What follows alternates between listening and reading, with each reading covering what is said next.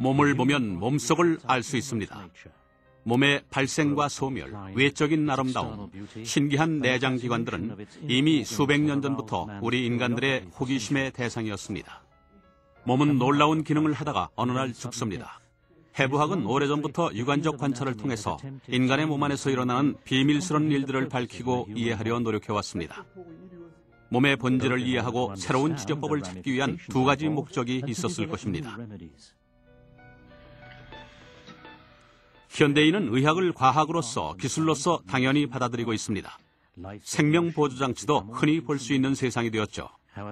하지만 해부학의 선구자가 없었다면, 인간이 몸속 비밀 탐구에 흥미를 느끼지 않았다면 오늘날 의학적 업적은 불가능했을 것입니다.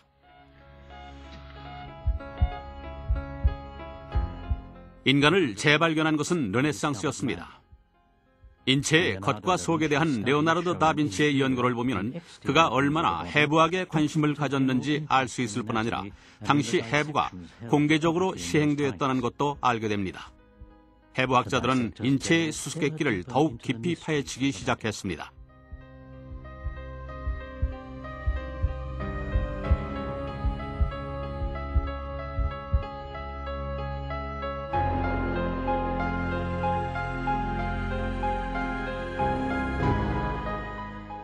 오늘날은 발달된 성형 기법 때문에 인체 내부를 더욱 항구적인 구조로 만들어 더욱 미적으로, 더욱 실감나게 일반에게 보여줄 수 있게 되었습니다.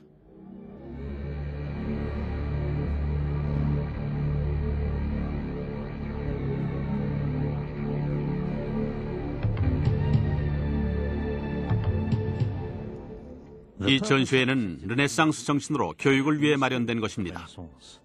그러나 전통적 의미의 예술작품은 아닙니다. 자연이 창조한 인체의 예술성과 섬세함에 초점을 맞추어 제작한 것일 뿐입니다. 다시 말해, 실제의 인체를 해부학자가 해부 성형해서 일반인들이 이해하기 쉽고 직접 만져볼 수도 있게 만든 것입니다.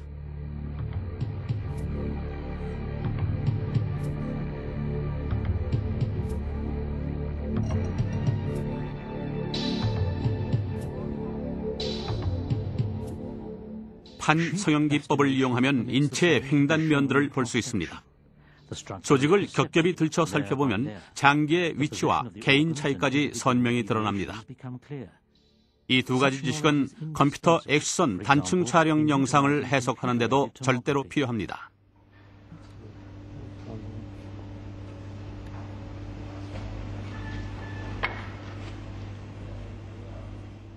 한 성형을 위해서는 레이저의 도움 아래 시신을 평평하게 고정합니다.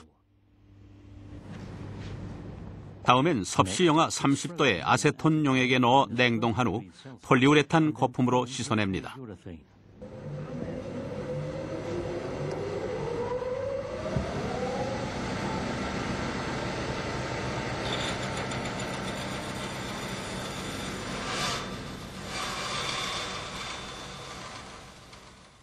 마지막으로 매우 정교한 톱날로 인체를 밀리미터 두께의 얇은 슬라이스로 자르게 됩니다.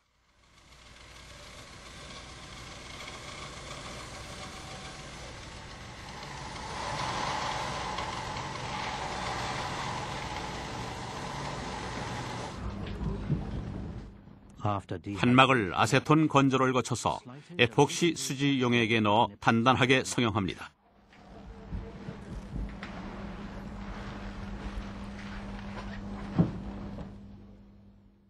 성형술의 용도는 여러 가지가 있지만 지금까지 개발된 중합체는 불과 20여 가지뿐입니다.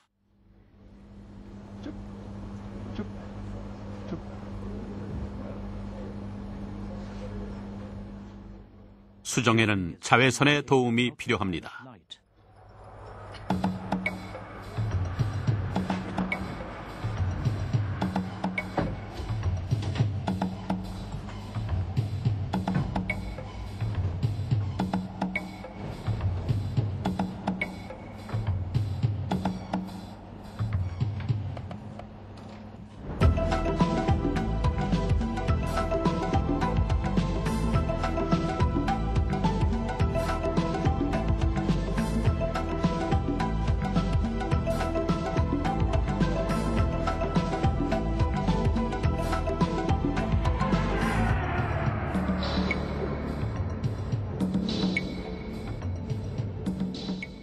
전신 표본은 신체 구조의 각 분야를 대변하고 있습니다. 표본 하나하나마다 각각 다른 감동과 지식 전달을 가능케 하며 새로운 의문과 답을 줍니다.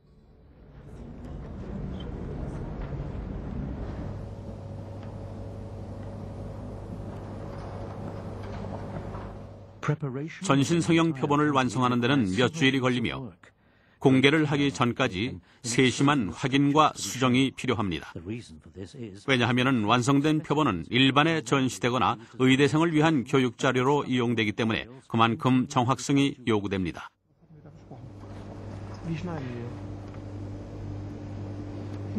Und was wolltet ihr machen mit dem Nervus infraorbitalis? Solltet ihr noch mit draufkommen oder? Es ist genau wie hier bleibt. Ah, Diese Seite, das ist die Grenze.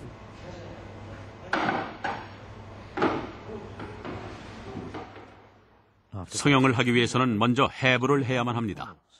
사체를 아세톤에 넣어 수분을 빼고 실리콘에 담고 저온 진공실에 두면 실리콘이 흡수됩니다. 이 과정에서 진공 펌프로 사체 내의 아세톤 거품을 뽑아내야 합니다. 조직을 진공 상태로 만듭니다. 진공 상태는 아주 미세한 세포 속까지 플라스틱이 스며들게 합니다.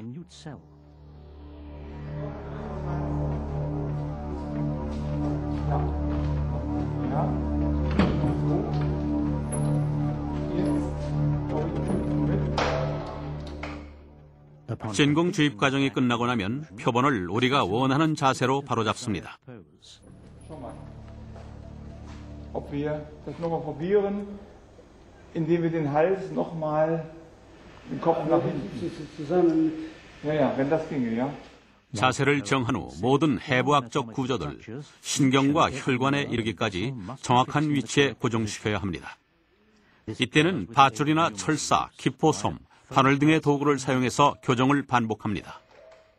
이것이야말로 전략과 정밀한 계획이 필요한 지적이고 예술적인 설계라고 할 수 있을 겁니다. 전체 이미지의 조화와 해부학적 정확성을 위해서 완성의 순간까지 교정의 교정을 거듭합니다.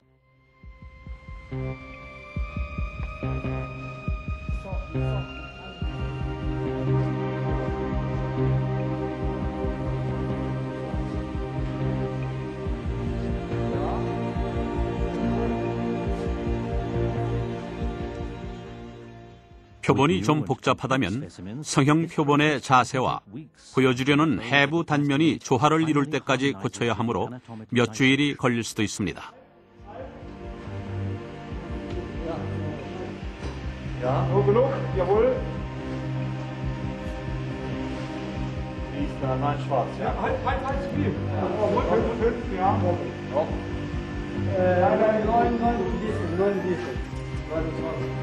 Nein, 29 runter.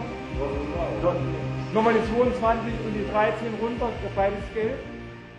전신 성형 제작에는 보통 8개월에서 1년까지 걸립니다. 말을 탄 기수는 3년에 걸쳐 만든 어려운 작품이었습니다.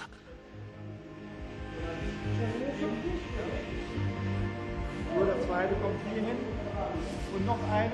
Jetzt 성형술의 마지막 단계는 밀폐된 방에서 가스와 열을 이용해 이루어집니다. 모든 조직을 영구히 고형화하는 것입니다.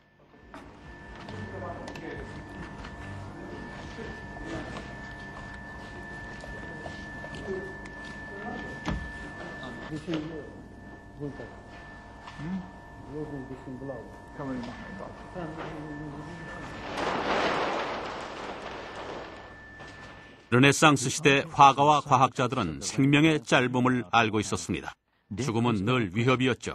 그러나 오늘날 사망률과 질병은 전에 비해 현저히 감소하여 죽음도 우리 의식 속에서 많이 사라졌습니다.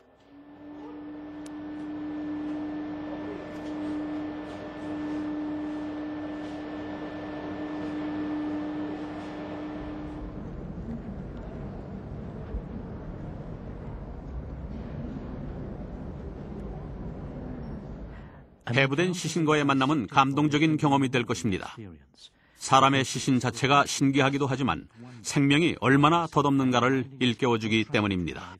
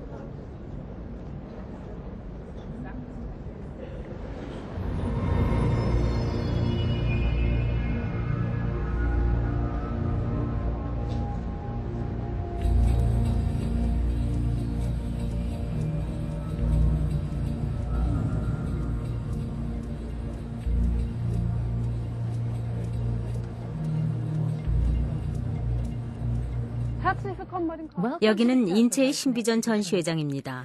인체의 신비를 둘러보시면 여러분은 건강한 몸과 병에 걸린 몸의 차이를 눈으로 보고 확인하실 수 있을 것입니다. 이 전시회에는 많은 장기가 전시되어 있는데 때로는 한 개씩, 때로는 주제별로 모아두었습니다. 관람객은 장기의 기능과 흔한 질병을 알 수 있으며 마지막으로 우리 몸의 해부학적 구조와 각 기관이 모여서 수행하는 복잡한 기능을 깨닫게 될 것입니다. 이곳에 전시된 신체는 실체입니다. 의학도나 일반인을 교육하는 목적으로 자신의 몸을 사후에 성형해도 좋다고 동의한 분들이죠. 그분들의 숭고한 희생이 없었다면 이런 전시회도 불가능했을 것입니다. 이 전시회의 특징은 성형 기법을 이용해서 표본을 거의 실제에 가깝게 복원했다는 것입니다. 성형 기법 덕분에 표본을 오랫동안 보존하는 일이 가능했고 나아가 내부를 더 잘 들여다볼 수 있게 인체의 자세를 바꿀 수도 있었습니다. 플라스틱이 매우 안정된 첨가 조직 역할을 했기 때문입니다. 따라서 여기 전시된 표본들의 일부는 똑바로 서 있으며 마치 살아서 움직이는 듯합니다.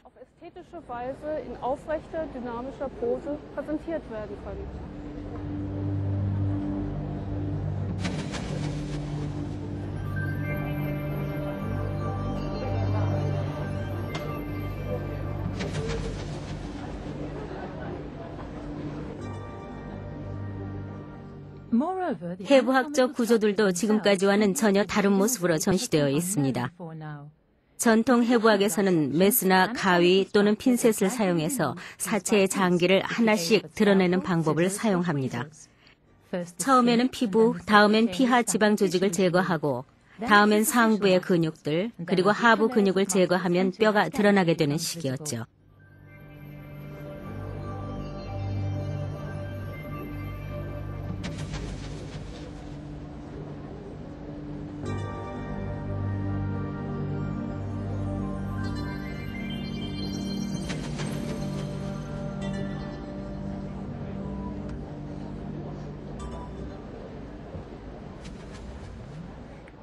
성형 표본은 그와 대조적으로 피하 조직이나 상부 장기를 제거하지 않고도 몸의 내부를 깊은 곳까지 들여다볼 수 있습니다. 단지 각각의 부위 사이에 인공적인 공간 물질을 삽입할 뿐입니다. 문이나 서랍을 열듯 안을 보는 것이죠. 물론 때로는 조직을 여러 방향의 빈 공간으로 끌어올리기도 하고 일정한 높이로 맞추어 놓기도 합니다. 이런 해부 기법을 쓰면 지금까지 보지 못한 전망과 정보 획득이 가능해집니다.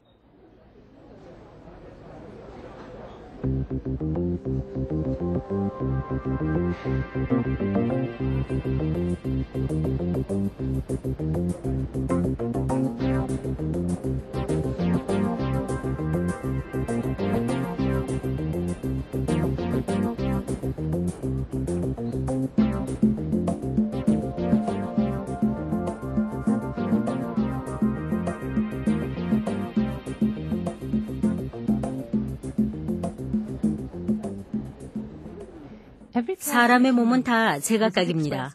겉으로 보이는 모습이 사람마다 다 다르듯이 사체들도 절대 똑같은 법이 없습니다. 위치, 크기, 형태, 골격의 특성, 근육 조직, 신경, 장기들이 우리의 몸속 특징을 좌우하는 요소들입니다.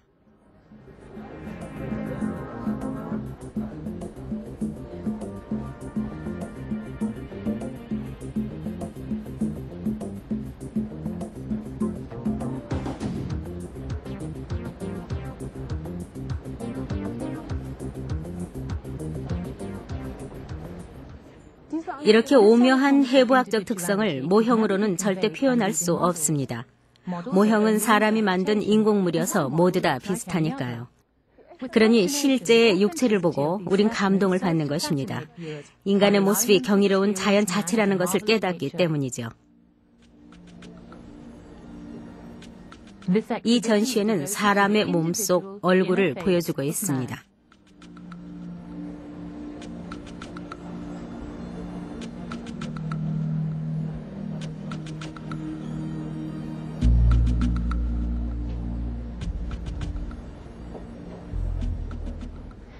신체의 가장 핵심적 기능은 움직임입니다. 몸을 움직여주는 기관, 즉 운동계는 뼈, 근육, 관절로 구성되어 있습니다. 몸속의 모든 뼈를 대표하는 두개골도 신체 골격의 일부입니다. 200여 개의 뼈와 100개의 관절 덕분에 우리 몸은 안정감, 지지력, 유연성을 가집니다. 각각의 관절은 관절을 보강하는 관절낭으로 쌓여 있습니다. 전체 골격에서 기능상 신축성이 필요한 곳에는 연골 조직이 들어 있습니다. 그 좋은 예가 흉골일 겁니다. 호흡하는 동안 가슴과 복부의 팽창과 수축이 가능한 것도 연골 덕분이죠.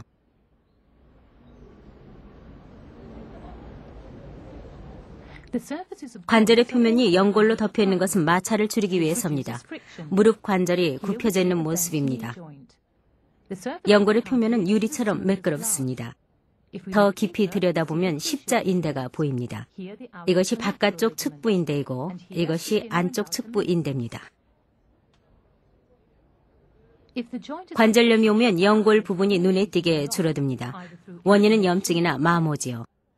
이 무릎 관절도 관절 표면이 매우 심하게 마모되어 있습니다. 무릎이나 고관절은 관절염에 걸리는 일이 많습니다.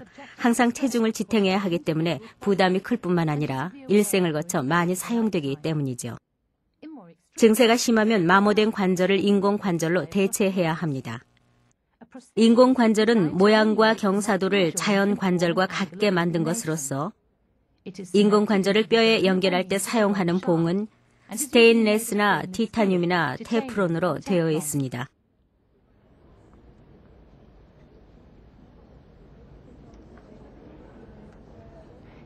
거의 대부분의 뼈는 피질이라고 하는 단단한 외부 물질과 작은 기둥이라는 스폰지 뼈로 되어 있습니다.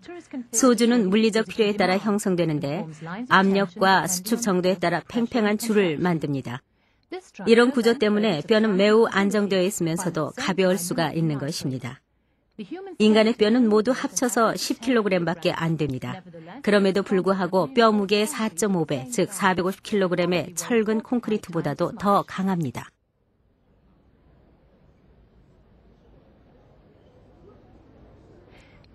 골절은 뼈의 독특한 재생 능력 덕분에 비교적 쉽게 낫는 부상입니다. 그러나 제대로 치료하려면 뼈가 움직이지 못하게 고정시켜 뼈를 사용하지 않아야 합니다. 그런 이유로 골절상의 경우엔 스테인레스 나사나 철사 또는 판으로 뼈를 고정시키는 것입니다. 이 표본처럼 말입니다. 수술하는 동안 연조직을 뼈로부터 분리할 때도 연착기를 이용합니다. 골절이 심한 경우엔 골외 고정술을 시행해야 합니다. 이 사람은 다리를 다쳤군요.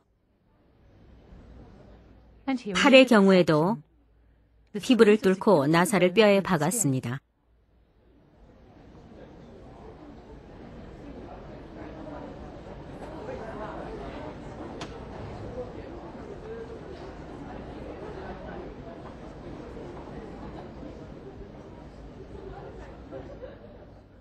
오른쪽 흉부에 심박 보조기가 달려 있습니다. 보조기의 정극은 쇄골 뒤쪽에서 삽입되었으며 정맥을 거쳐 심장에 연결 고정되어 있습니다. 이 사람의 등을 보십시오. 척추 수술을 받았습니다.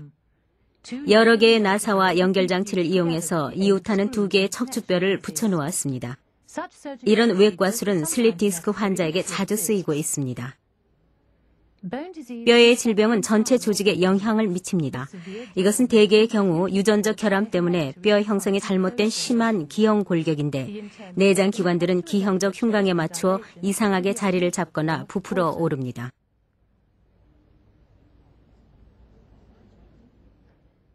뼈에 붙어있는 각각의 근육들이 수축을 하면 사람은 움직이기 시작합니다.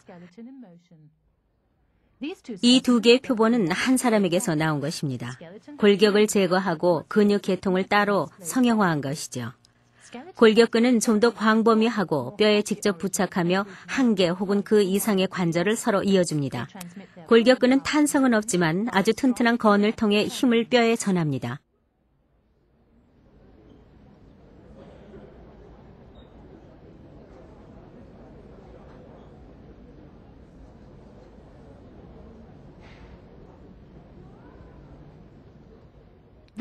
이 표본은 운동계의 두 가지 계통을 따로 분리해서 성형한 것입니다. 몸의 절반은 근육으로 되어 있고 나머지 절반은 골격만 남아 있습니다. 골격만 남은 쪽에서는 내장까지 들여다볼 수 있군요. 오랜 동안의 흡연으로 폐가 검게 변한 것이 보입니다.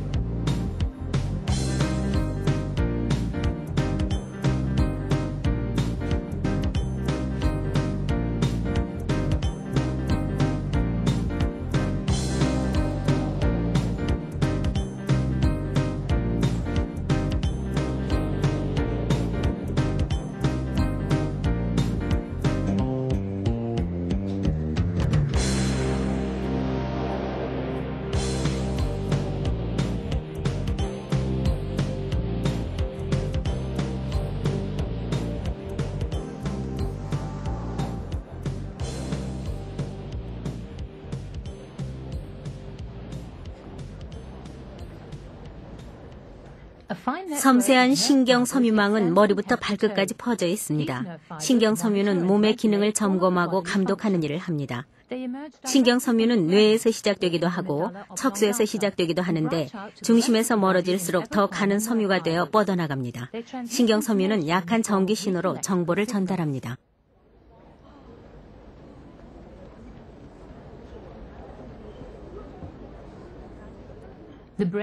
뇌는 그 사람의 생각과 동작 거의 모두를 관장하는 신체의 주조종실입니다. 두뇌에서 일으키는 감각 자극은 인간에게 소중한 의식, 감정, 기억, 언어들을 가능하게 합니다.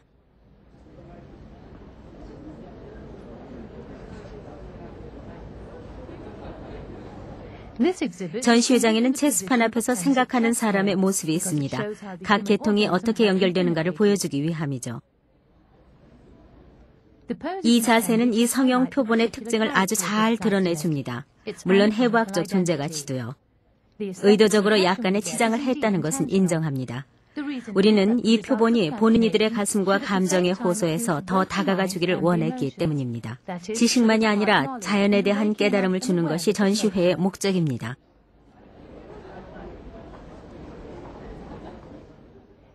체스판 앞 남자의 두개강의 대뇌가 보입니다. 대뇌 아래 소뇌는 이 사람의 동작과 균형 감각을 담당하는 곳입니다. 척수는 뇌와 연결되어 있고 척수에서 뻗어나온 말초신경은 각각 여러 근육으로 퍼져 있습니다.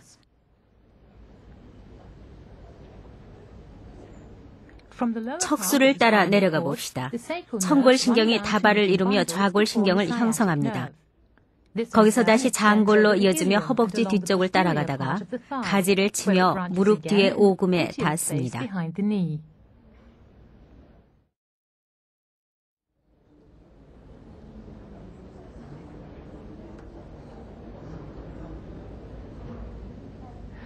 다시 광대뼈와 관자놀이 근육, 즉 측두근으로 올라가 볼까요?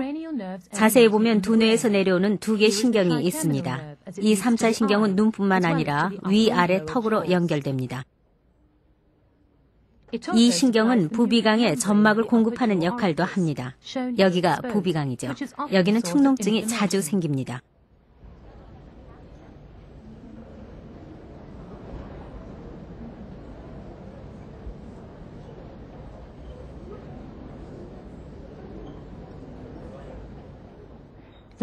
뇌는 껍질 속의 호두처럼 두개강 안에 잘 들어있어서 외부로부터의 물리적 충격을 별로 받지 않습니다.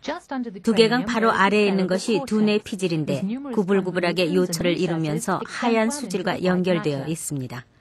뇌를 횡으로 잘라보면 회색으로 보이는 대뇌 피질과 기더핵이 백색 질과 확실하게 구분됩니다.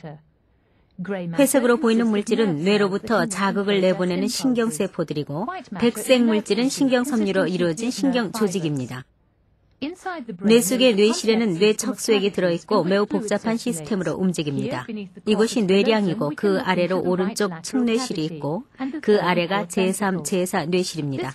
수액은 뇌가 큰 충격을 받았을 때 충격을 흡수하는 역할을 맡고 있습니다.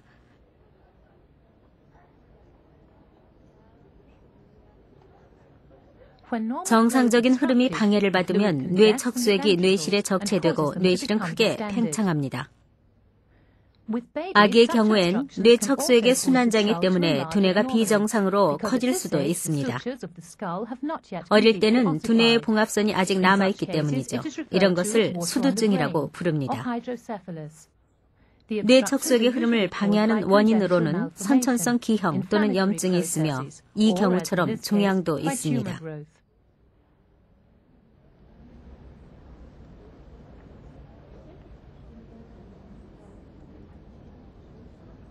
뇌의 무게는 전체 체중의 2%밖에 되지 않지만 뇌를 작동하는 데는 전체 피의 20%가 필요합니다. 그런 만큼 뇌로 흐르는 피의 흐름이 10초만 차단된다고 해도 우리는 의식을 잃게 되죠. 이 뇌에는 뇌졸중으로 인해 큰 출혈이 생겼습니다. 뇌실 물질에 피가 스며들었고 관련 부위가 뇌졸중의 영향을 받으면 이상이 나타나기 시작합니다. 말을 못하거나 마비가 일어나죠. 중요한 부분이 영양권 안에 들면 치명적입니다.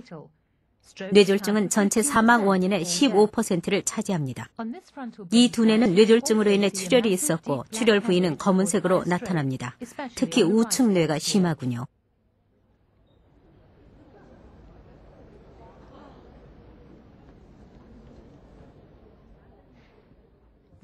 우리 몸 가운데는 두 개의 커다란 공간, 즉 흉관과 복강이 있고 내장은 그 속에 들어 있습니다. 두 개의 체강 사이에는 이 둘을 상하로 나누는 얇은 근육막이 있습니다. 이것이 호흡 근육인 횡격막입니다.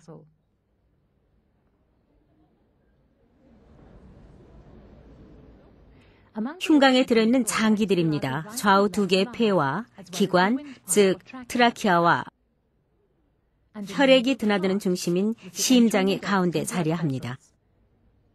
횡격막 아래쪽으로는 오른쪽에 간이 있고 왼쪽에 위가 있습니다.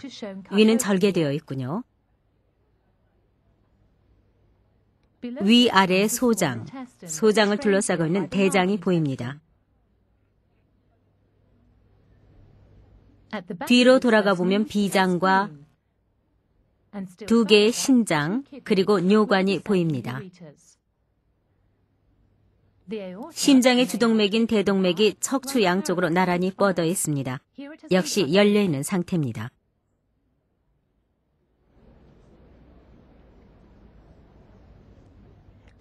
몸의 세로 단면 표본을 보면 원래 위치의 내장을 확실히 볼 수 있습니다.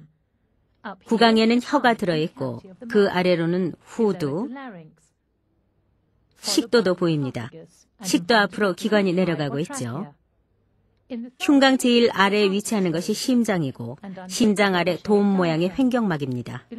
횡격막 바로 아래는 간과 위장과 여러 겹으로 둘둘 말린 소장이 있군요. 아래쪽에는 골반과 이어서 방광, 뒤쪽에 있는 것이 직장입니다.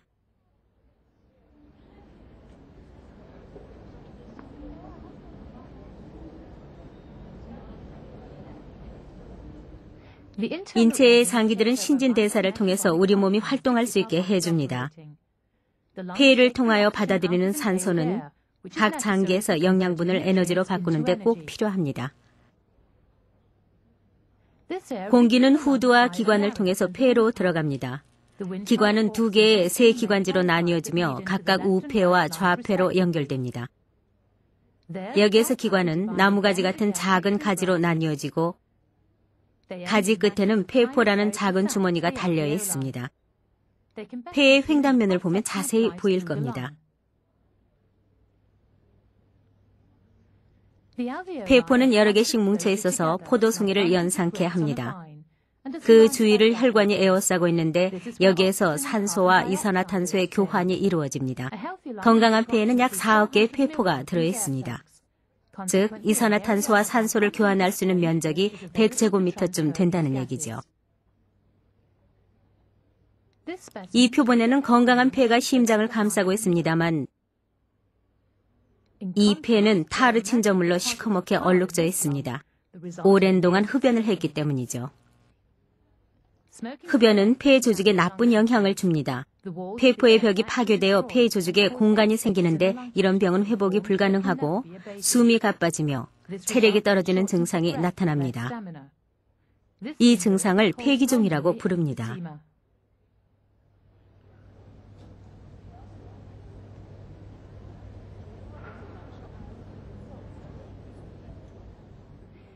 흉곽의 횡단면에서도 폐에 심한 타르 침착 현상이 보입니다.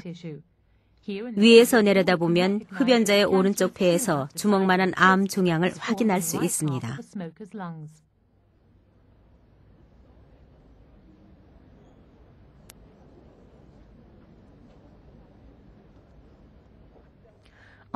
산소를 몸 전체로 보내는 것이 심장의 역할입니다. 심장은 속이 빈 근육인데 끊임없이 혈관에 피를 흐르게 합니다. 한 번에 70ml의 피를 펌프질하니까요. 1분에 70번 심장이 뛰고 운동을 하거나 달릴 때는 더 빨라집니다. 인간의 평균 수명을 75세로 보면 심장은 평생 25억 번이나 뛰는 것입니다. 심장을 종단하면 4개의 방이 한꺼번에 다 보입니다. 근육으로 된 좌심실과 그 옆이 우심실입니다. 왼쪽의 2개의 방은 심방이라고 합니다. 좌심실은 온몸의 순환계로 피를 펌프질해서 보내고 오른쪽은 폐로 보냅니다. 심실과 심방 사이에는 심장팍막 같은 방실판이 있어서 피가 역방향으로 흘러들어가는 것을 막아줍니다.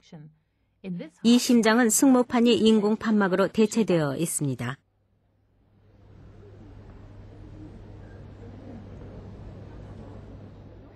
심장 혈관계를 구성하는 것은 심장과 혈관입니다. 주요 역할은 산소의 수송입니다. 더불어 중요한 영양소와 호르몬을 각 장기에 전달해주고 노폐물질을 제거해줍니다. 온몸의 혈관망은 대단히 촘촘합니다. 한 사람의 혈관을 풀어서 한 줄로 이어본다면 그 길이는 적도를 2번 감을 수 있을 것입니다.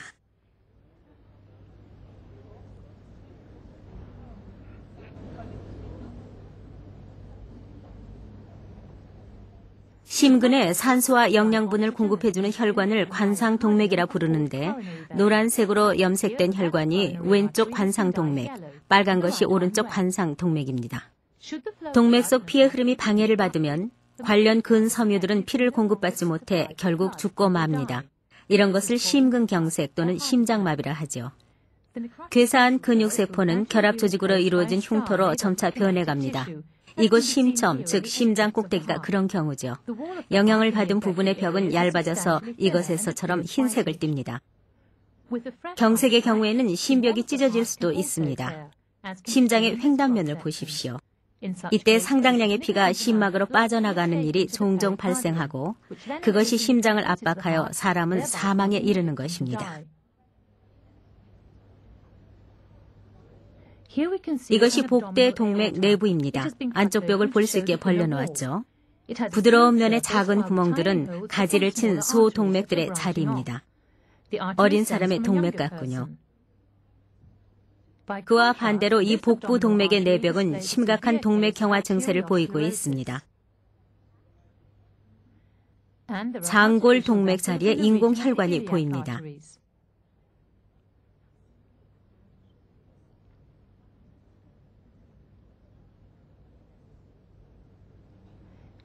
대동맥 내벽이 심한 압력을 받으면 혈관 중에 손상된 부위들 여러 군데가 크게 팽창하는데 이렇게 소낭이 생기는 것을 동맥류라고 합니다. 동맥류는 혈관벽이 얇고 응고된 피로 가득 차 있습니다.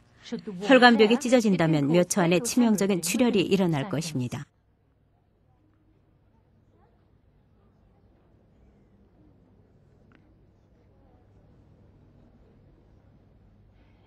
우리 몸은 생명을 유지하고 기능을 수행하기 위해 소화기관을 통해 흡수한 영양분을 필요로 합니다. 소화기관은 음식물을 잘게 쪼개어 피가 영양분을 흡수하기 좋게 만드는 곳입니다.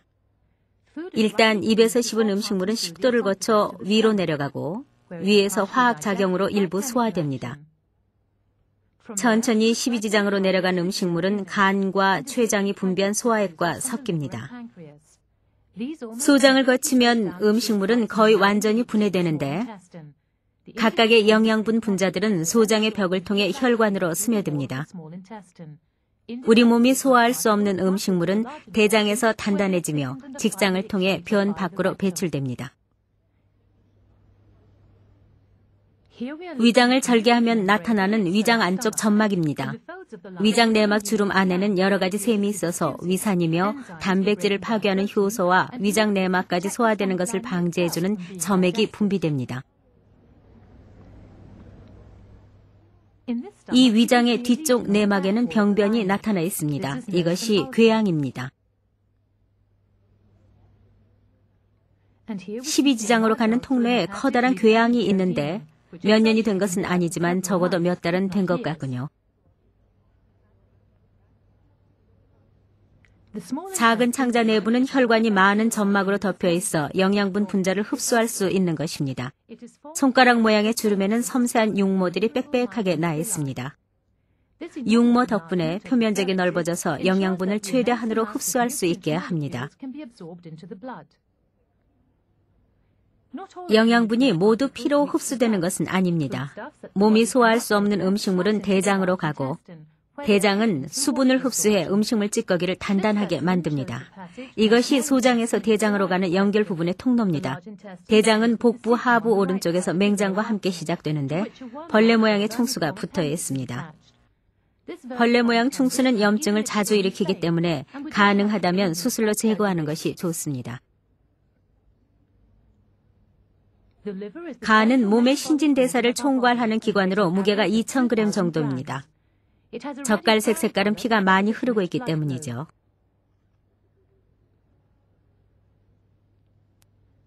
그와 대조적으로 이 간은 크기가 매우 크고 즉 부어있고 지방 침전물 때문에 색깔이 흐립니다. 지방간은 알코올이 원인으로 간 손상의 초기 단계입니다. 지나친 알코올 섭취로 간이 영구적으로 손상되면 간 경변이 되기 쉽습니다. 이 경우 파괴된 간세포들은 주변 조직 반흔으로 변화합니다. 아직 기능이 남아있는 세포들이 작은 섬이나 결절 모양을 형성합니다. 이와 같은 간 경변은 지방간과 달리 치료가 불가능합니다.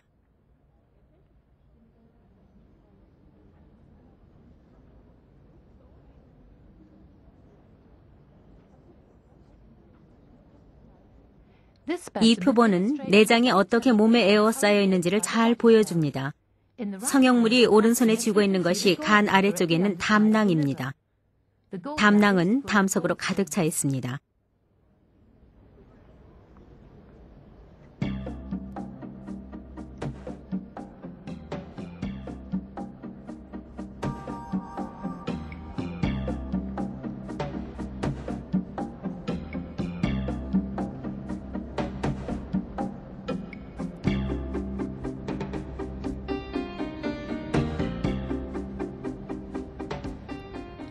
이 사람은 해부학적으로 특이한 경우입니다.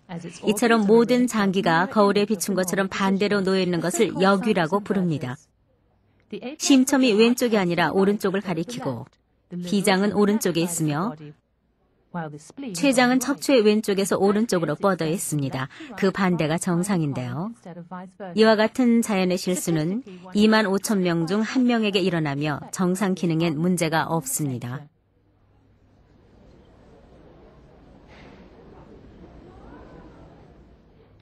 비뇨기와 체내 생식기 역시 내장 기관에 포함시키고 있습니다.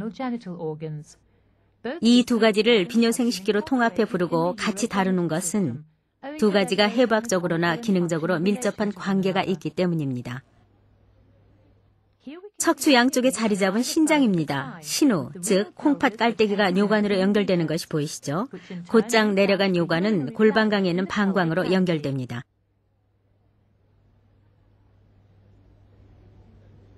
남성에게는 방광 아래 전립선이라는 것이 있습니다. 전립선은 반지처럼 요도를 감고 있는데 길이로 자른 모습에서 요도로 통하는 길이 보입니다.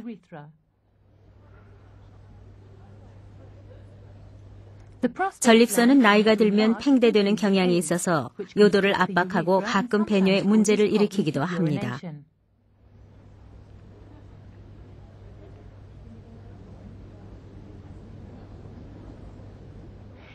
신장의 주요 역할은 몸의 수분을 조절하고 피가 싣고 온 노폐물을 청소해주는 것입니다. 그래서 몸속의 모든 피는 시간당 약 15번씩 신장을 드나들어야만 합니다. 피를 걸러주는 것은 피질입니다. 소변은 수질 속에 모였다가 신으로 흘러들어갑니다.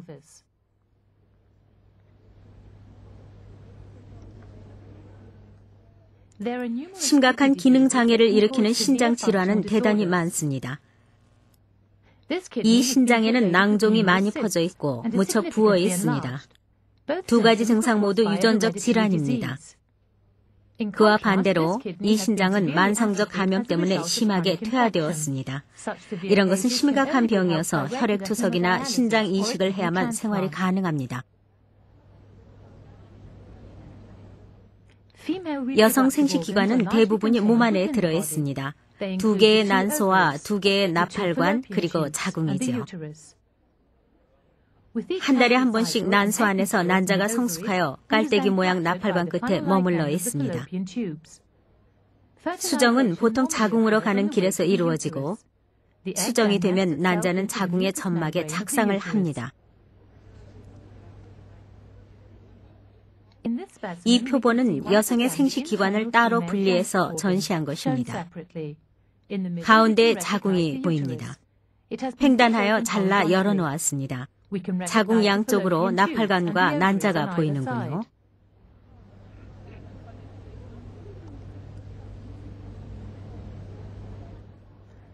이 자궁은 많이 부어올랐고 작은 근종들이 여러 개 들어 있습니다. 자궁벽 근육 조직이 과성장하여 생긴 양성 종양들입니다. 자궁 근종은 매우 흔하며 대부분의 경우 큰 문제가 되지 않습니다. 여성의 유방은 몸 밖에 있는 생식기관이라고 할 수 있습니다. 임신기가 아니면 왼쪽에 있는 유방처럼 거의가 지방 조직으로 이루어져 있습니다. 육안으로는 알아보기 힘들지만 미세한 분비선들이 망을 이루고 있습니다. 오른쪽은 유방암의 경우입니다. 딱딱해진 조직이 유방에 거의 다 퍼져 있습니다.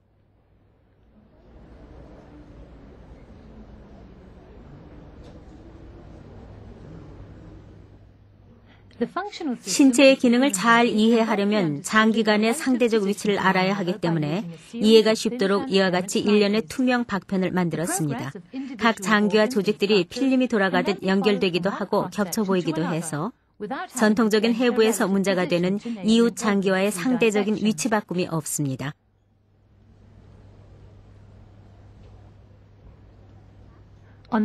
예를 들면 종단의 이 박편에서 우리는 폐와 간과 비장을 원래 전후 배열대로 볼 수 있습니다. 마지막으로 안쪽에 심장이 나타나는군요.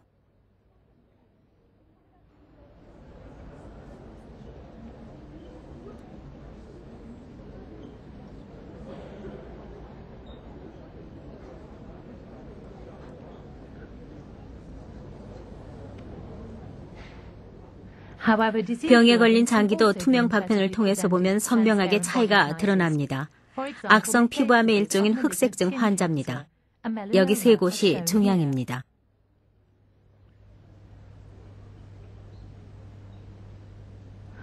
이 사람은 흉강에 암이 넓게 퍼져 있습니다. 신경교질에서 시작된 악성 종양이 이미 폐의 많은 부분을 차지했고 뼈에도 전이되어 척추의 척추관을 압박하는 상태입니다.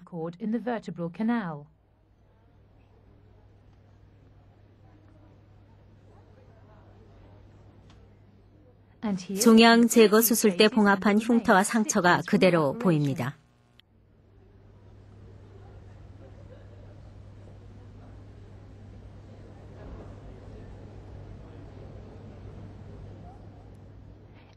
이 표본을 보면 일부 해부 대상을 왜 부분적으로만 개봉해 두었는지 이해할 수 있을 겁니다. 뼈의 전체 길이를 생각해 보십시오. 전체 길이를 볼 수 있는 길은 해당 박편이 절개 방향과 평행할 때만 가능한 것입니다. 관절에서 조금 굽거나 절개의 각도가 달라지면 효과에 영향을 미칠지도 모릅니다.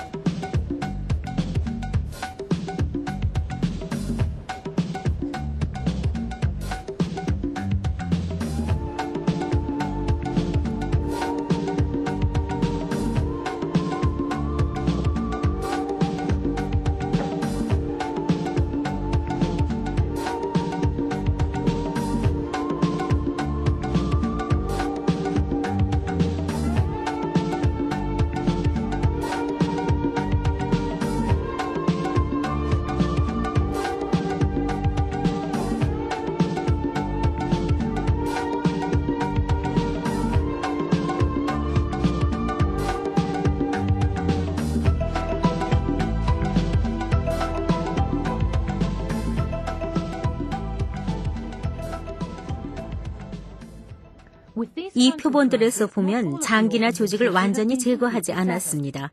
오히려 일부는 입체적으로 튀어나와 있습니다. 자연히 옆에 박편에는 그 부분이 공간으로 처리되어 있습니다. 빈 공간은 빠진 장기의 위치, 형태, 크기를 말해줍니다.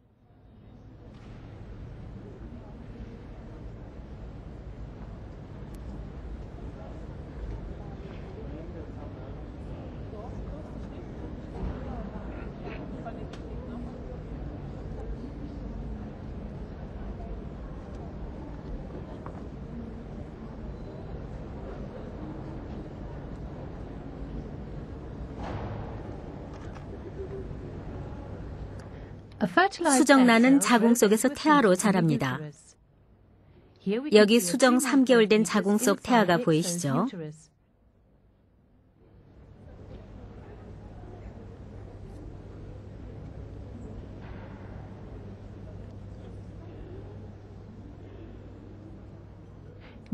태아는 임신 기간 동안에만 자궁에 생기는 태반을 통해 모체로부터 영양분을 공급받습니다. 태아는 배꼽으로 영양을 섭취하는 것입니다.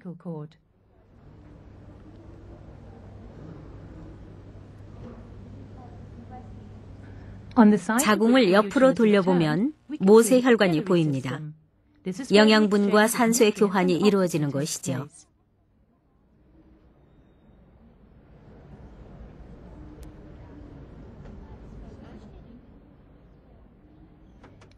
수정 후 처음 8주 체절이 생기기 전 기간의 아기를 배아라고 부릅니다.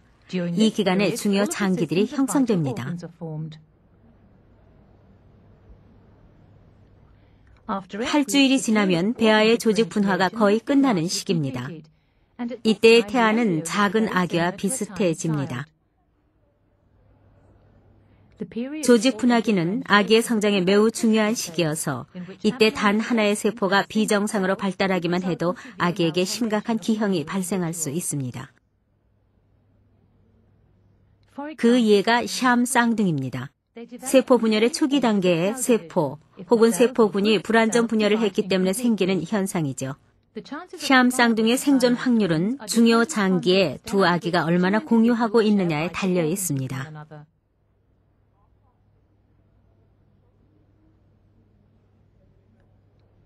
뇌에 심각한 기형이 있는 아기입니다.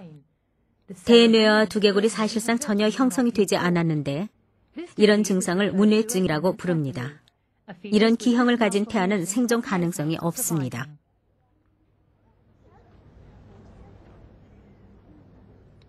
이 태아는 흉부와 복부 벽에 결함을 갖고 있습니다.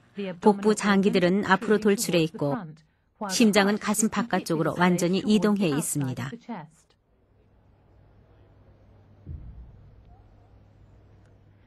배아기가 지나고 나면 그 이후의 발달 단계 특징은 성장과 장기의 성숙이라고 말할 수 있을 것입니다. 이 기간의 아기를 태아라고 부릅니다. 4개월이 되면 간, 췌장, 장, 신장이 모두 발달해 있고 머리와 손톱도 자랍니다. 5개월째는 신경계가 성숙되고 어머니는 태아의 움직임을 느낍니다. 7개월이 지나면 조산을 한다 해도 아기가 생명을 잃지는 않습니다. 마지막 2달간 태아는 체중과 키가 클 뿐이니까요.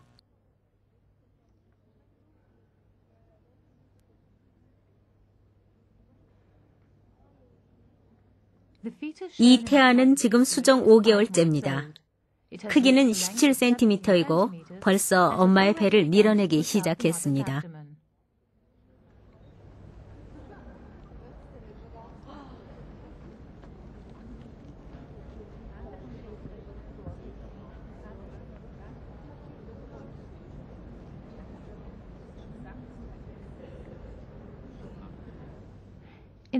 임신 8개월의 태아와 어머니의 모습입니다.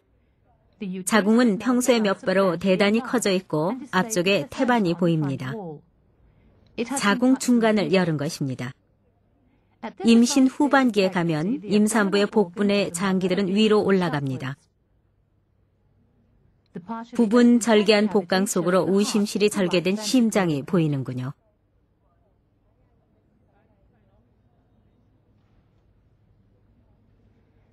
새로운 생명으로 우리의 여행은 끝납니다. 죽음과 생명은 이렇게 영원히 순환합니다.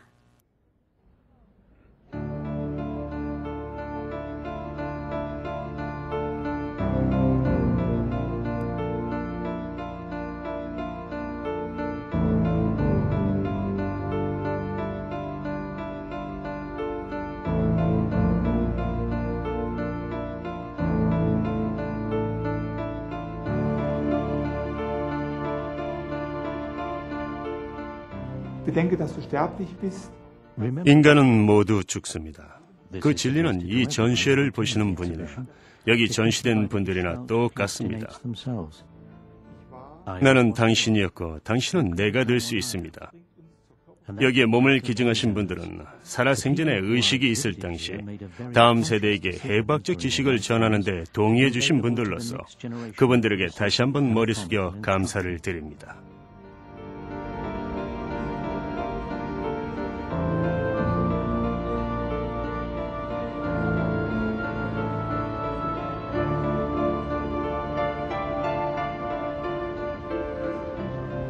Zum einen soll sich der Besucher 전시회 구경을 하신 분은 먼저 자신의 몸을 새롭게 보게 될 것입니다. 우리는 인공적인 세계에 살고 있습니다. 사람들은 자신이 곧 자연이라는 사실을 의식하지 않습니다. 두 번째 목적은 좀 더 확고한 방법으로 해박적 구조를 보여주는 것입니다.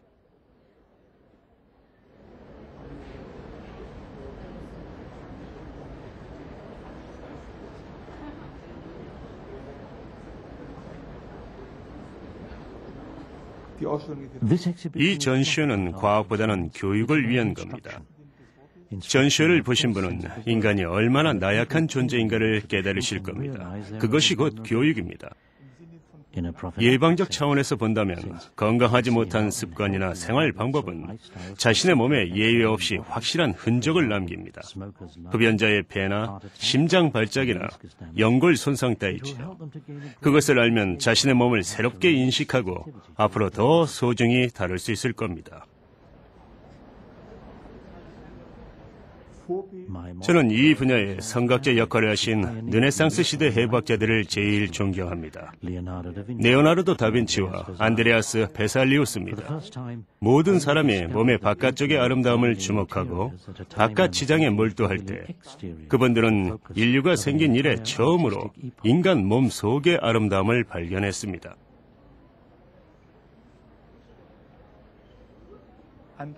특히 안드레아스 베살리우스는 중세 후반에 처음으로 골격을 조립했습니다. 무덤에서 유골을 꺼내서 사회로 가지고 온 것입니다.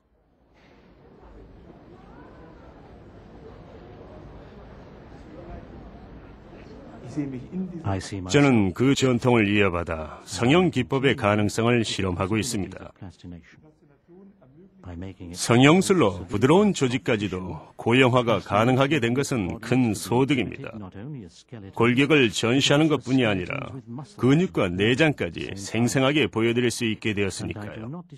불완전한 표본은 이곳에 전시하지 않았습니다. 해부 기술을 이용해서 내장을 제거하는 일도 삼갔습니다. 오히려 저는 몸의 내부에 통찰력을 더했죠. 관람객은 안까지 볼 수 있습니다.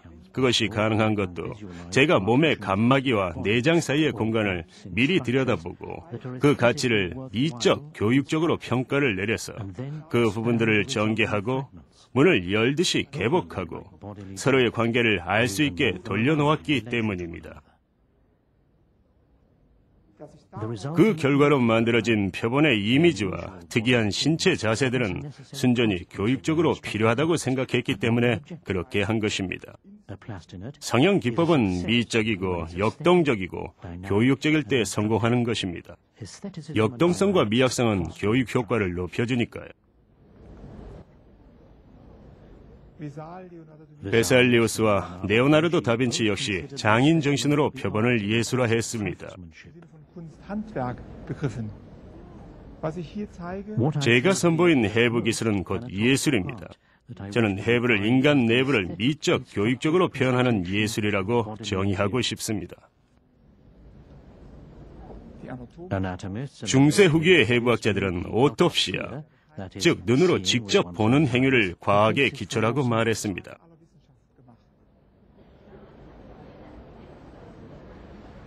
일반인들은 실제의 몸을 보고 싶어 했고 그것을 이해할 줄도 알았습니다. 모형은 서로가 다 유사하지만 여기 전시된 진짜 인간 표본들은 그분들 개인 인생의 일기장입니다. 일반인도 인간의 몸을 볼 권리가 있습니다. 인체를 보아야만 해부학을 이해할 수 있고 몸에 깃든 자연과 그 진정한 의미를 이해할 수 있을 겁니다. 이 전시회는 일반인을 위해 준비한 것입니다. 오늘날은 대중이 의사의 동업자라고 생각하기 때문입니다. 의사의 동업자이므로 그들에게도 인체에 대한 교육이 필요한 겁니다. 의사들이 의학을 공부할 때 인체를 들여다보는 것처럼 일반인도 실제 인체를 볼 수 있어야 합니다.